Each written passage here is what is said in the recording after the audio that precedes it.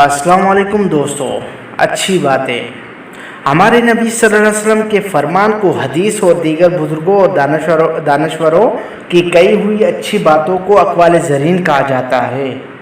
اقوال زرین کا مطلب ہے سونے جیسی قیمتی باتیں، اور ان باتوں میں زندگی گزارنے کا سلیقہ اور اخلاق کا بڑا ذخیرہ ہوتا ہے۔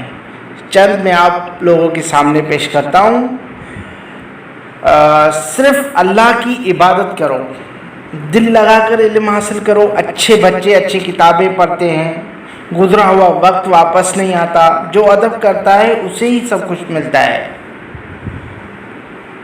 آج کا کام کل پر نہ چھوڑو، سچائی میں بڑی طاقت ہے۔ اچھے کام اچھا انجام، برے کام برا انجام، محنت میں عظمت، اچھی صحت بڑی نعمت۔ یہ جو ہیں کچھ پوائنٹس میں نے آپ کو بتائیے، یہ عام بات نہیں ہے۔ آج کل کے بچے جو ہے کتابوں سے کم نیٹ، گیمز، انٹرنیٹ پہ زیادہ توجہ دیتے ہیں،